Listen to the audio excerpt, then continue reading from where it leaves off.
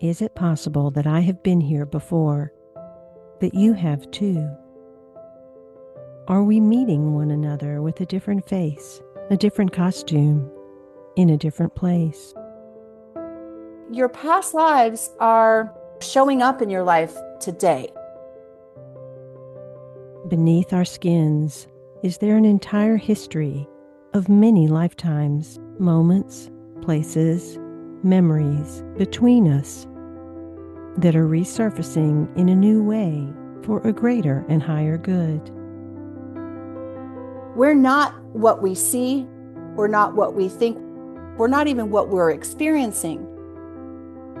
Is fate something that we are each destined for, that we cannot change, or is our destiny our soul's purpose? The future's not determined.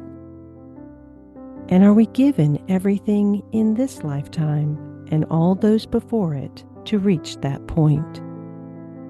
We are a soul on a journey over many lifetimes with a vast amount of experiences. How many lifetimes have I actually lived? If I've lived 1,000,000 within this one, then I must have lived 1,000,000,000 before now. Welcome. You have entered the realm of 1111 Talk Radio. Your host is SIMRAN. It's time to discover your own language with the universe. Empower yourself. Broaden your mind. Open your heart. Here's your host, SIMRAN. When I was in my 20s, I went to a woman by the name Elizabeth Barron, who is no longer on the planet, and we did a reading right before I was about to have an arranged marriage. And without her knowing about this marriage, she happened to say, "You are about to become married to a man with whom you've had many lives. You've actually had 7 lives together. And in each one of those lives, it has ended the same way. You have left him. And you have come back together again in this life to heal that divide, to in some way bring reconciliation for your own soul's growth." Well, that led me into the marriage because I am all about being devoted to the journey of the soul. That is the byline for 1111. My understanding of that, however, had a different meaning entirely when it came to what reconciliation and healing meant around that relationship. And so I'm excited about a conversation that we're going to have today, because that might or might not be something you've ever thought about. Your past lives have opened a window to yourself, your life, the people and events in your life, and the meaning and purpose of existence itself. You might see that your past lives, you may have felt like a victim. You may have been the victim. You may have been the perpetrator. And yet, in many of these past lives, you would have had moments of beauty and courage, because you are a soul, and everyone else is a soul as well. And we can make choices for ourselves and others that are more loving and compassionate when we view each other from that space. Who do you think you are? And who do you want to become?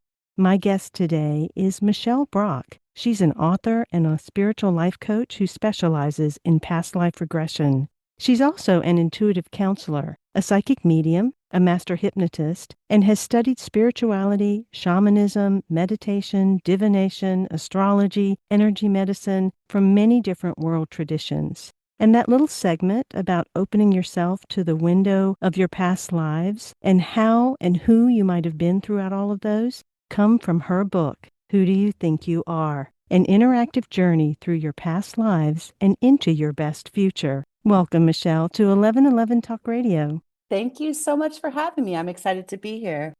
When we talk about past lives, individuals will either come from a place of, "Oh, I don't believe in that," or they will come from the place of feeling like they have had past lives or many past lives or have encountered someone that felt like someone they've known before. Can you frame this conversation a little bit so that we maybe open the minds a little bit for those that may have a more rigid point of view and focus the mind for those that have a broader point of view? We're talking about a belief in reincarnation. This belief is not new. It's actually quite ancient. This belief can be tracked to indigenous cultures, ancient cultures on every continent. Actually, the idea that after we die, our soul or consciousness, there's a part of us that survives death and moves on in our journey into a different body to have a different lifetime. Today, a lot of people actually believe in past lives. And actually, I saw a Pew poll, which actually keeps track of spiritual beliefs, particularly for Americans, but world over. And 25% of Americans believe in past lives. But of that 20%, something like 40% are under the age of 30. But most people don't know that belief in reincarnation is not just a part of Eastern religions, but is a part of a lot of Western ones as well. It was a part of Judaism. Studying Kabbalah, you actually can't really understand Kabbalah without understanding the concept of reincarnation. And because Christianity stemmed from Judaism, ancient Christians or early Christians believed in past lives as well. It's one of those things that when I tell people what I do for a living, I get a variety of responses and answers.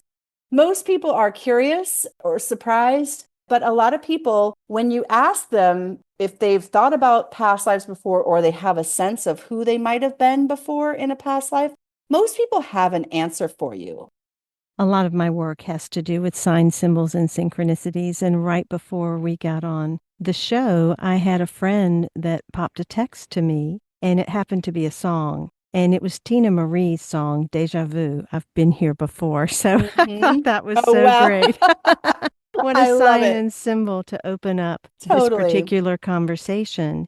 I want to first have this disclaimer around this information because I find that there are cases obsessed with either predicting the future or obsessed with holding on to the past. So when we look at past lives, can you talk a little bit about not grasping for those from this place of remaining a victim, victimizing oneself, holding on to one's wounds, trying to justify behavior?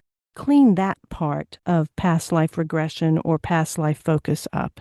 That was really important to me. And that's part of why my book is an interactive journey through your past lives and into your best future. Because the future is not determined. We're constantly creating the future with our choices. And I do talk about this a lot in the book, that the difference between fate and destiny, where destiny has our participation in it. To me, your past lives are only interesting as far as they're related to your life today somehow. And you're right. I think a lot of people like to romanticize the past or have an excuse to stay stuck in victim mode. Like, well, this is my karma, or I must have been a bad person in a past life, where we're all kind of evolving, learning, growing. We're all on the same journey. But really, your past lives are showing up in your life today in various ways, mostly unconsciously. And so when you're able to study the past, it's long been known that in order to figure out who we're becoming in the future, the study of history is an important element. So I thought it was important to include not just our collective history, but our own soul's history, where we've been before in a past life, to figure out what mistakes we've made, what paths we've already traveled, in order to figure out what is working, what's not working, what we need to let go of, what we need to bring in, as we co-create our possible or potential future. I was fortunate to grow up in a culture that believes in reincarnation. And so that approach for me has always been there to come from this soul perspective as opposed to just the identity. And by coming from that perspective, it has given me kind of a larger, big picture lens when it comes to life, relationships, the world, all these types of things that we encounter. Can you talk a little bit about the big picture that can unfold by discovering one's own past lives or looking at one another from the soul space as opposed to the identity?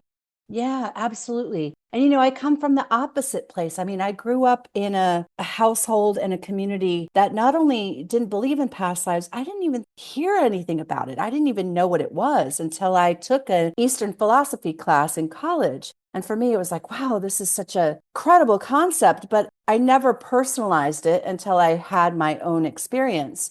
And the first time that I had a past life experience, I saw myself as a different gender than I am now.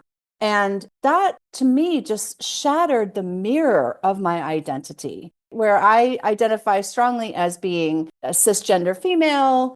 I have blonde hair, I have blue eyes, I'm from American, all of that. Seeing myself through a different lens, it made me realize that all of the ways that I identified myself were actually false identities. And that's why I call my book, Who Do You Think You Are? When we actually question that identity, we start to realize that we're not what we see, we're not what we think, we're not even what we're experiencing. And you're right, that leap that we can eventually make is that we are a soul on a journey over many lifetimes with a vast amount of experiences. Therefore, everyone else is also a soul, not a body. So that if there's any kind of bias or prejudice or hate, that those are all based on these false identities. And I just thought that that was a really important message based on the 20 years experience I've had working with people, helping them uncover memories from their past lives. I thought that today in 2025, 2024, this is a conversation that we need to be having about how we can come together and unite and find our commonalities from that vantage point that I had of seeing people experience that they are not a body, they are soul, is life-changing for a lot of people. And like you said, you grew up kind of thinking about that kind of stuff. But for those of us who this is totally new to, we end up getting stuck in these identities. And I just wanted people to know that that's not actually who they are. And there's so much that you can explore knowing that your true identity is a soul. And there's so much change that we could make potentially as a collective, as a society, as a humanity. I always tell people, I believe that if everyone understood how reincarnation worked and knew things about their own past lives, I think we could very easily create a society that featured equality, world peace even. So we have a long way to go, but I think that we have to start somewhere. And, this book was kind of my perspective on all of the divisiveness that I see in the world today. Seeing yourself as a soul adds so much of your self-worth, self-value. Even though I make mistakes or I'm imperfect, I'm this eternal, wise soul who's experienced so much over many lifetimes, and other people can be seen on that level as well. It's a beautiful thing. It is a beautiful thing. Oftentimes, that can be a stretch for people to remember that they are soul first and not identity.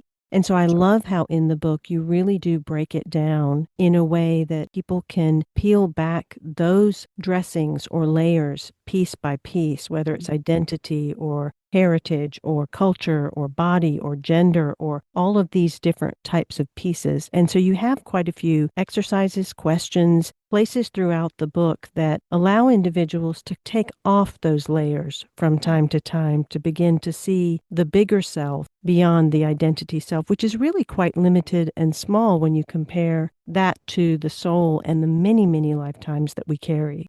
Yes, absolutely. And it was really important to me that the book was interactive. I didn't want to just put another book out there that people could read about past lives conceptually.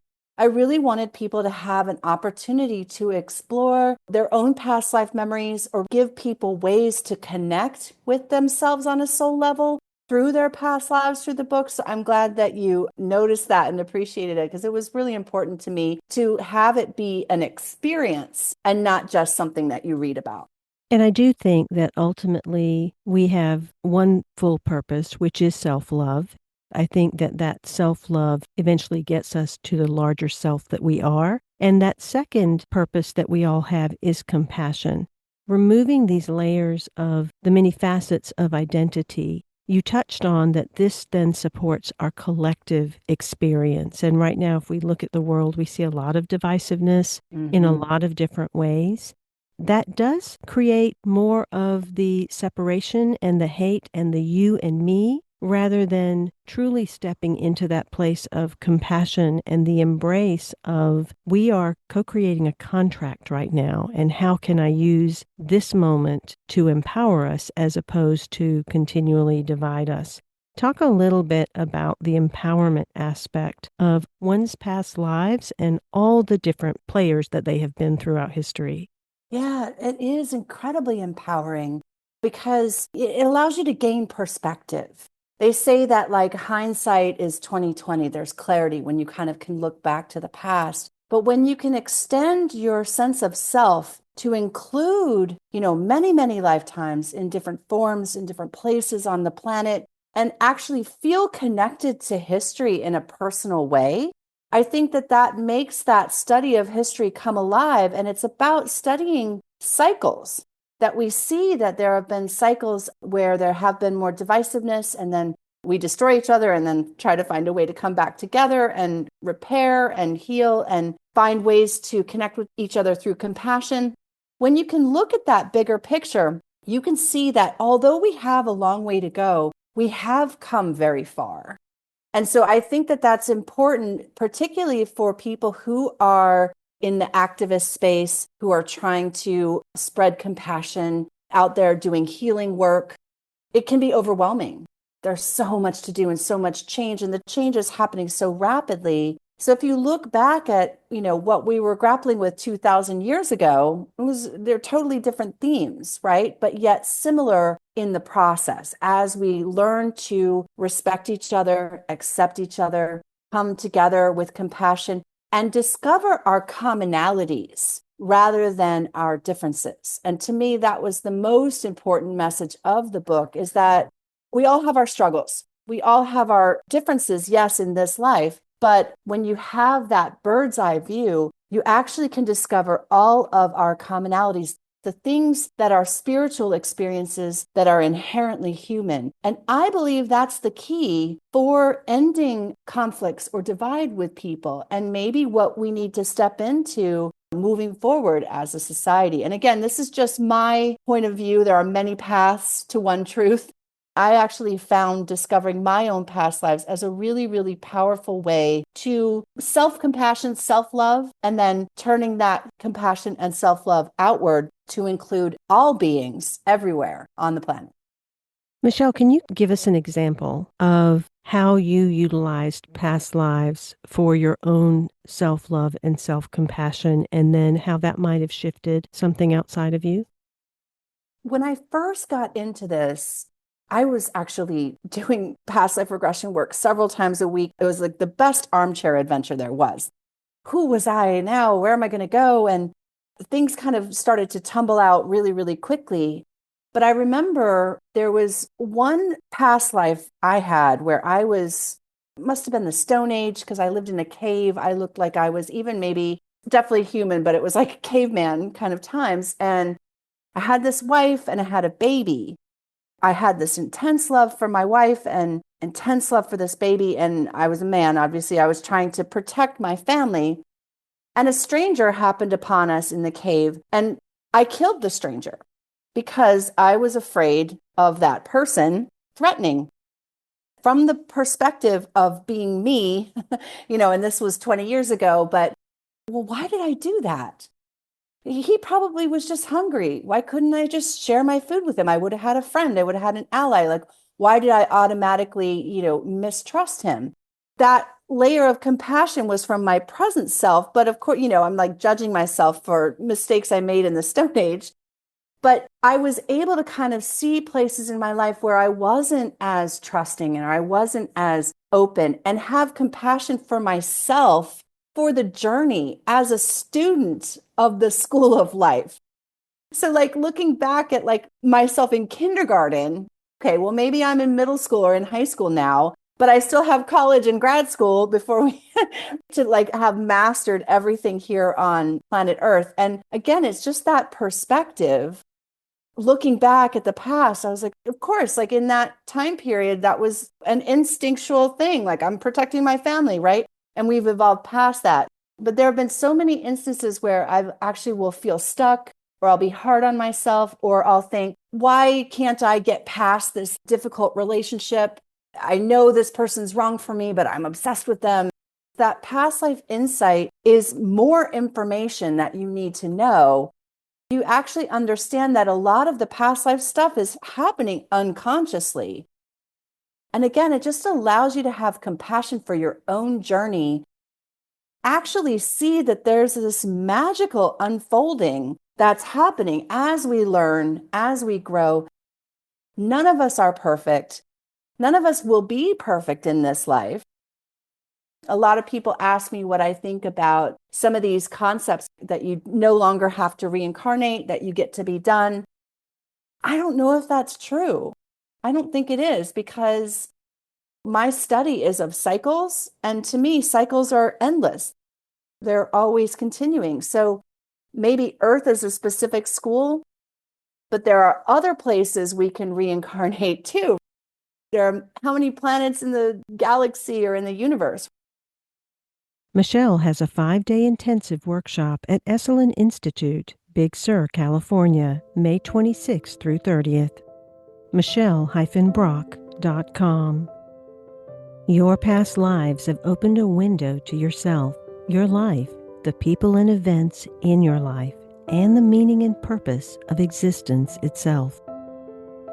In our past lives, we have all been victim and perpetrator, yet also had moments of beauty and courage. We are souls. We must see one another as souls. When we do so, we can make choices for ourselves and others that are more loving and compassionate. Who do you think you are, and who do you want to become? This is from Michelle Brock's book, Who Do You Think You Are? An interactive journey through your past lives and into your best future. Michelle-Brock.com. You can find that link in the bio description below. I want to invite you to the 1111 Collective.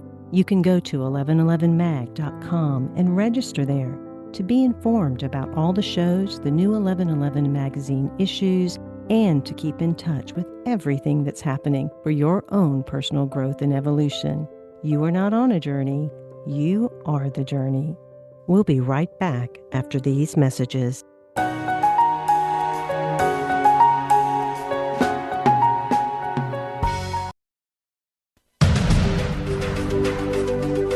SIMRAN is an award-winning author, publisher of 1111 Magazine, powerful speaker of wisdom, and a life mentor.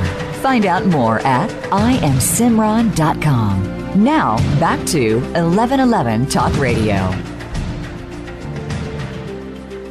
I want to invite you to the 1111 Collective. You can go to 1111mag.com and register there to be informed about all the shows, the new 1111 magazine issues, and to keep in touch with everything that's happening for your own personal growth and evolution. In our identity-obsessed culture, it is easy to think that who we are is determined by what we see in the mirror. But what if we open our minds to the notion that we are souls journeying through many lives over time? How would it change the way we think about ourselves now to remember how we lived before? Michelle Brock is an author and a spiritual life coach who specializes in past life regression. She is also an intuitive counselor, a psychic medium, a master hypnotist, and has studied spirituality, shamanism, meditation, divination, astrology, and energy medicine techniques from many different world traditions. Michelle has a 5-day intensive workshop at Esalen Institute, Big Sur, California, May 26th through 30th. Michelle-Brock.com. You can find that link in the bio description below. If you only ever reincarnated in one place, into one group or tribe or ethnicity, that would completely defeat the purpose of reincarnation, which is to learn and grow. When you understand that you have lived many lives as various ethnicities, as numerous races, and with different skin colors, the idea of the other becomes obsolete. Our relationships with our various soulmates are a gift. They are sacred in that we made agreements with each other, or soul contracts that stipulate how we will show up for each other in each lifetime and present a certain lesson which may be about recognizing and receiving love. Our difficult relationships are a gift as well. This is from Michelle Brock's book, Who Do You Think You Are? An interactive journey through your past lives and into your best future. Knowing your past lives can be just another tool to help you better navigate all of the things that get thrown at us and the challenges that naturally come with being a human being. That perspective allowed me to slow down and kind of see myself for who I am right now, imperfectly perfect being who's just trying to navigate my way through life, just like everyone else. Now, there may be some listeners that are sitting back and saying, oh, she just made up what her past life is, or people that think that are just making up something that didn't really happen. What is a distinctive quality, sensation, experience that helps you know that what you had was a memory? Very good question. As a guide, I have actually seen that the way people experience their past lives are almost unique as each individual. I kind of go through this in the book that we have five senses, but we have all these extra senses. I call them the clairs. Clairvoyance is inner sight. You don't have to be a professional working psychic to be a clairvoyant. All human beings are clairvoyant. People who have a visual dream where they can see their friend's face in the dream, that's a clairvoyant experience. There's some people who see, there's some people that are more claircognizant, clairsentient, where that's a clear feeling or a clear knowing. When I'm working with people with their past lives, a lot of them are like, well, how do I know I didn't make this up? To me, something that is different than a projection or fantasy or something you saw in a movie or a film or like a book you're obsessed with and a past life memory is the past life memory has a very specific emotional quality. So when people ask me, they're like, well, how do I know I didn't make that up? I'm like, but you're crying, right? So it has a feel to it that is emotional. The emotion will be vary by intensity depending on the story or what is actually occurring in the past life. That's actually why some people have dreams that feel like they were real. I always ask them, I'm like, well, did you look like yourself in that dream? Or did it seem to be taking place in a different time period? I think a lot of us dream of our past lives. I think deja vu is connected to past lives, where we have that moment where like, have I seen this before? I just think that there are so many different ways to experience what I call your inner self, your higher self, your authentic self. I think that it's something that most people can learn to do if they're interested enough in it. And that's kind of why I made the book interactive. And all of the different exercises, the journaling exercises, the meditations are designed to kind of speak to different people who experience past lives in different ways. I mean, some people are just really, really focused on wanting to see their past life when they might sense it or feel it or know it or hear it. But again, what makes it different than something that you made up is usually that there's an emotional quality to it that feels personal. Thank you for that. I want to go back to one other thing that you said as well. And when you talked about dreams, and you have a line in the book that it is crucial to know that the subconscious mind often works with symbols, a phenomenon that we are most familiar through our dreams. These past lives, then, are memories in ourselves. They're memories in our deep layers of unconscious that can come forward to support us when we are going through other challenges. And the dream world is one way that that happens. Yeah, definitely. We connect to our unconscious all day long. We don't have to be asleep to do it. And technically, the technique I use when I'm working with my clients is called hypnosis. And I've been trying to break up with that term for a little while because I think there are a lot of myths and misconceptions about hypnosis that kind of get in the way of a lot of people wanting to connect with it or feeling it's safe. I think that a lot of people think there's mind control involved with hypnosis, which makes me laugh because I have college-age children. I was like, if I could do mind control, especially when they were teenagers, that would have been really helpful. It does not work that way. What hypnosis is more like guided meditation, right? It's a relaxation and a heightened concentration. This is why we have good ideas in the shower. Driving, like sometimes if I have a problem that I'm looking to solve and I just need time to like think about it, sometimes I'll go on a drive. The drive felt like 30 minutes, but it was like an hour and I figured everything out. That's a form of hypnosis as well. Or when we're reading a book and we get really absorbed in it, our dreams are a specific language with how our unconscious mind speaks to us, but we're constantly interacting with our unconscious, including our biases or triggers. If somebody just really, really triggers you, there's a reason and it's unconscious. You might not even know it. And some of those triggers are even past lives. Like, I don't like certain type of ethnic food. I just don't like the smell of it. That could be from a past life. Or anytime you hear somebody say, these people or these circumstances, that's unconscious. And so when we can start to unravel that and get in better touch with our unconscious mind, we can actually unravel our own biases. We can actually catch ourselves and be like, I'm scared of elevators. It was because I was trapped in a tomb in a past life. And then you no longer even have to have that fear.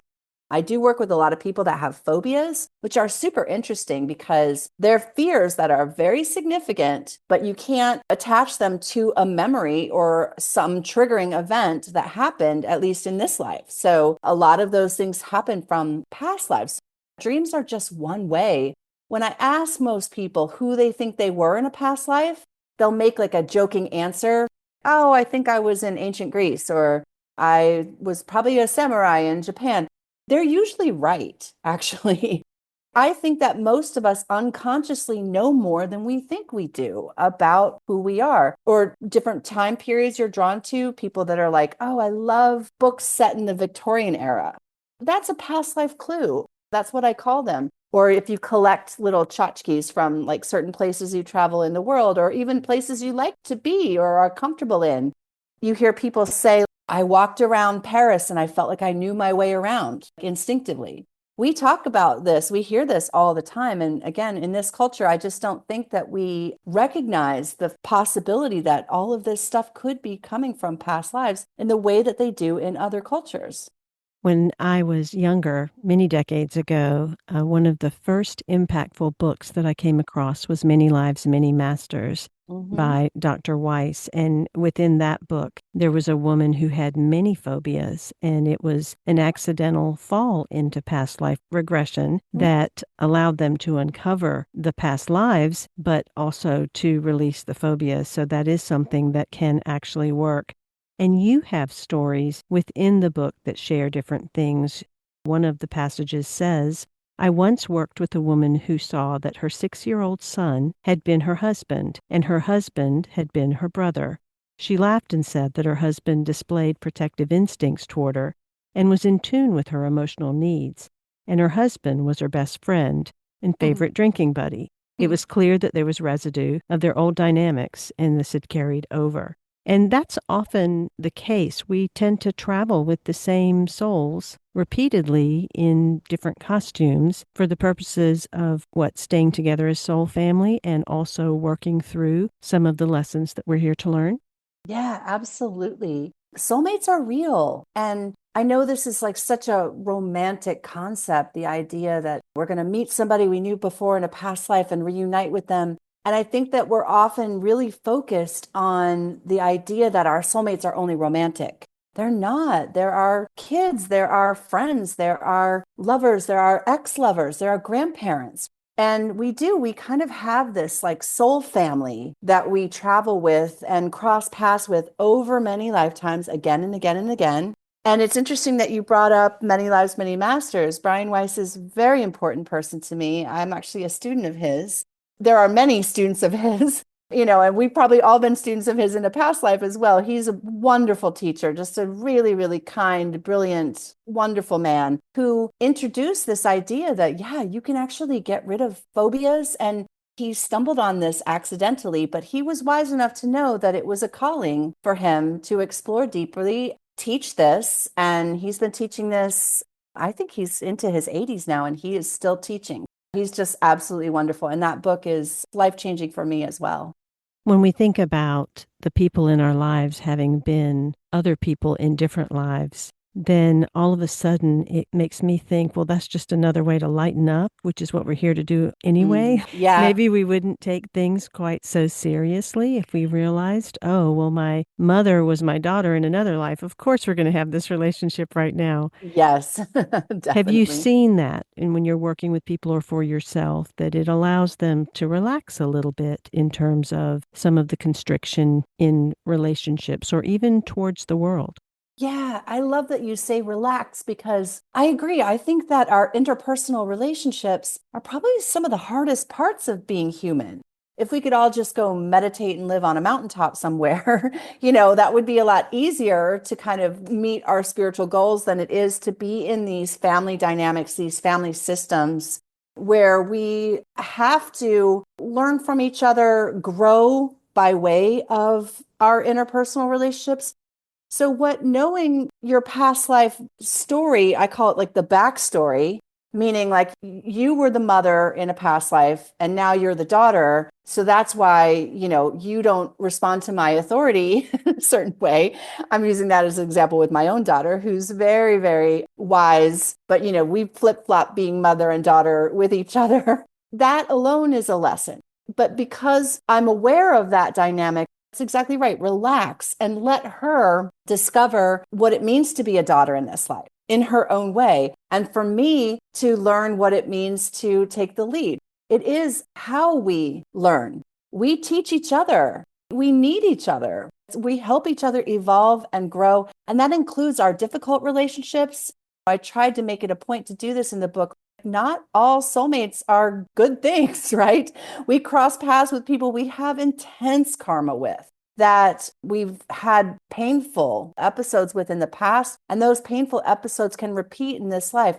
They're important opportunities for learning and growth because we can stay repeating the same patterns, like you mentioned in your introduction, where it's always going to end the same. Or you can actually consciously be like, okay, this time it's going to be different, or figure out what's the lesson or the message here for me.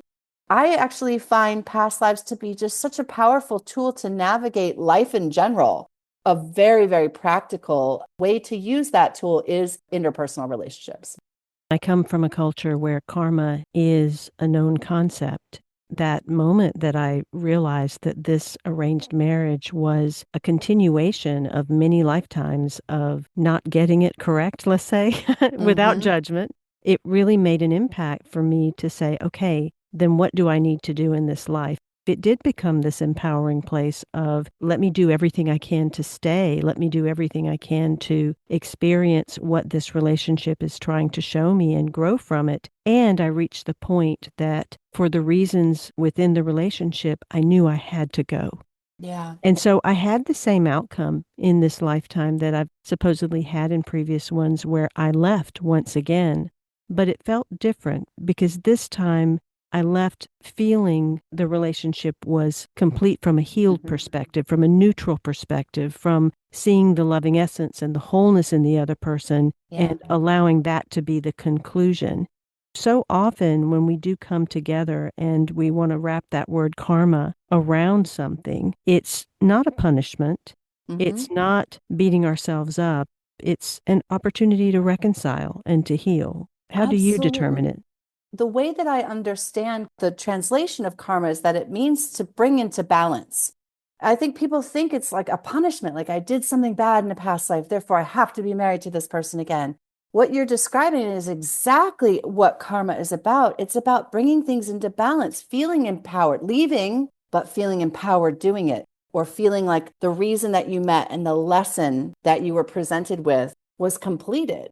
And so that's actually how I look at karma too, that it's a process over many lifetimes as we learn and grow and become better meaning more loving, compassionate, wise beings.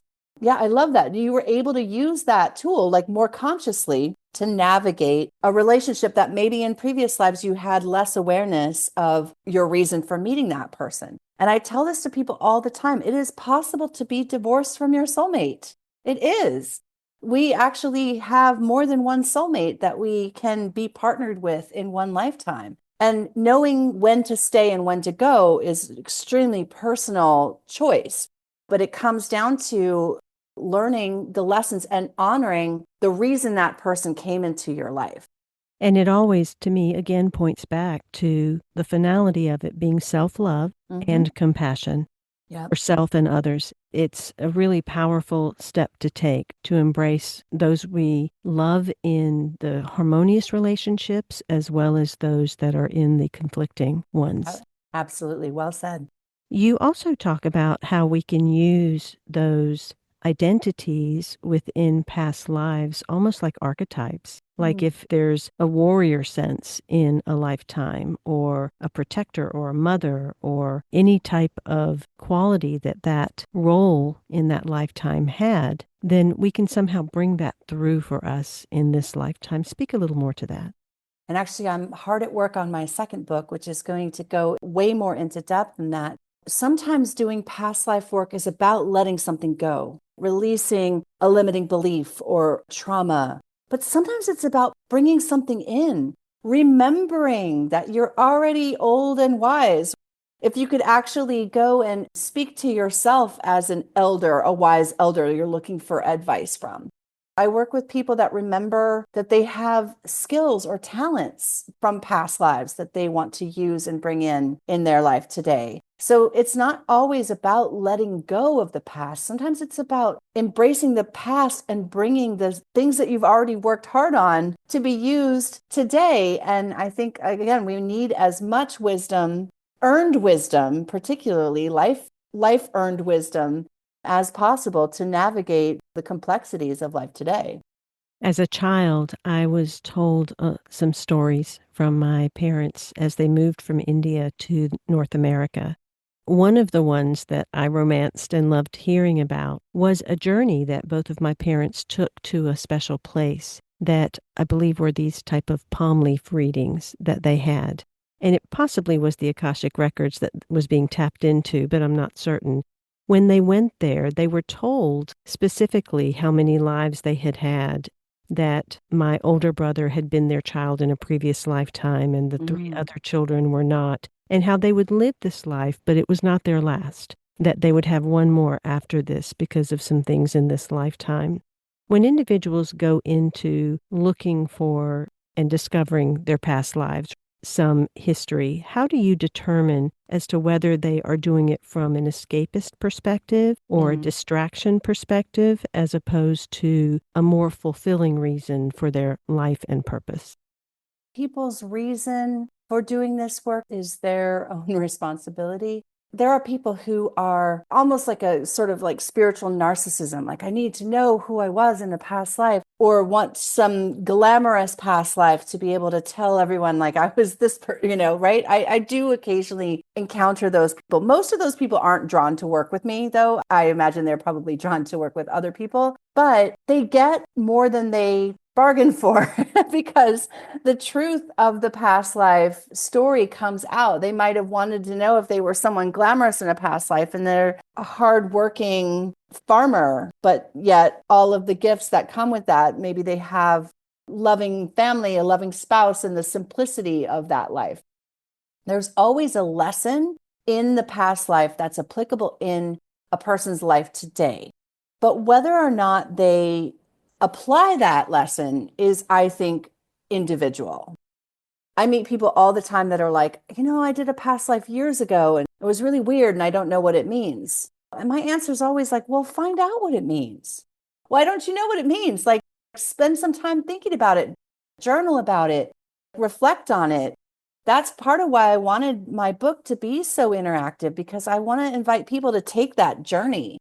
Not everybody is ready to or wants to. Some people just want to dip their toe in, where some people are ready to just dive right in.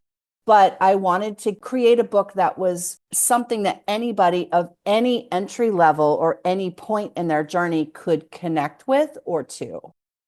Oftentimes there are individuals that will hop from one thing to another to try to grasp, and that's a very surface, more superficial level of doing things. And again, that's not from judgment, that's just an observation. When we really devote ourselves to something and immerse within it and allow it to have presence within us, then there's a lot more that we can squeeze from it in terms of the juice to empower us, to support us, to awaken us to gifts that we didn't even know we have. In working with certain clients, if an individual is working through this book, some of their dormant gifts resurface. Their awareness of levels of themselves energetically that they couldn't tap into before start to awaken. What are some of the things that tend to shift in a person's life? Definitely very similar to what Dr. Brian Weiss talks about in Many Lives, Many Masters, the patient that he was working with, she not only healed from her phobias and became better, but she was more intuitive. She felt more connected. She was more joyful. I actually find that to be true with all of my clients to varying degrees. Some people find out that this is a thing and it just lights them up and they're obsessed with it and they want to read everything that they possibly can get their hands on about it, which is what happened to me when I first learned this. I was like, wow, this is just the most incredible thing I've ever experienced, where other people might dabble in it. When you start to understand these identities, our false identities, once you start to identify as a soul, with that comes all of these gifts and all of these intuitive abilities and that wiser perspective that allows more joy in your life. You don't sweat the small stuff. You don't get caught in arguments with people because you're like, oh, this is from karma in a past life. So I'm just not going to, like you said, relax around relationships. I actually think that I discovered, at least for myself, a tool that allowed me to feel present and feel calm and grounded amid turmoil, things that are happening in my life. Bad things still happen to me. I'm just able to navigate them in a totally different way. People's dreams become more vivid. I get clients all the time that are like, after working with you, now I see 1111 all the time. Because it is that opening yourself up to that magic of the synchronicities and the signs.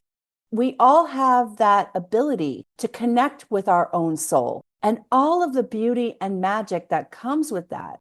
And again, it's all about being where you're at on your journey and what speaks to you. I actually believe that most people have interactions with spirit guides that make them drawn to certain things, or you were saying synchronicities are little signs that you're on the right path.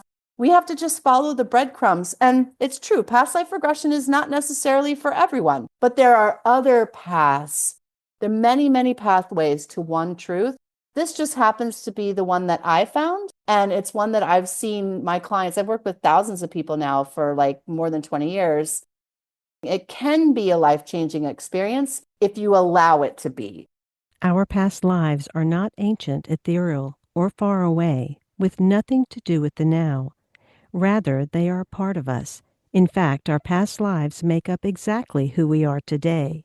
They live inside our unconscious mind, impacting our choices, preferences, and emotional states. They create our fears. They rule our negative thought patterns and the formation of our limiting belief systems. Michelle Brock's book, Who Do You Think You Are? An interactive journey through your past lives and into your best future, acts as a guide to locating those past lives and to finding the memories of who you were before. But then what? After you learn your story of your past, apply that knowledge to your life here, the one you are living right now, and create your best future. Thank you, Michelle, for being on 1111 Talk Radio. It has been a joy and a delight to have you. Thank you so much for having me and for your thoughtful questions and wonderful conversation. Our beauty is inherent. It is inner. When it becomes clear that who you are is not your body, the beauty within shines through, and you recognize that beauty in others as well. Your soul is the real you, not your body. Your soul is that inner light that survives death and reincarnates into a new body many times across many lifetimes. It is the eternal and wiser inner you. Michelle Brock is an author and a spiritual life coach who specializes in past life regression.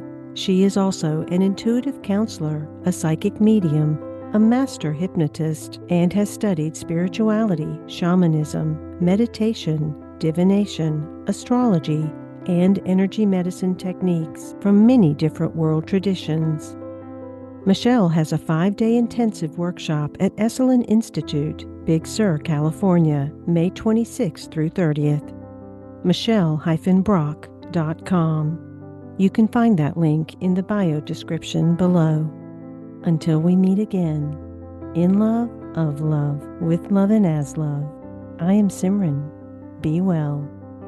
I want to invite you to the 1111 Collective You can go to 1111mag.com and register there to be informed about all the shows, the new 1111 magazine issues, and to keep in touch with everything that's happening for your own personal growth and evolution. 1111 is devoted to the journey of your soul.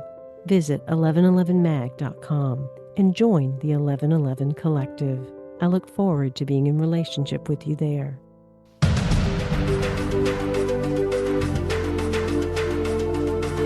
Thank you for opening your mind to a new reality, your heart to greater compassion, and your experience of aliveness with 1111 Talk Radio.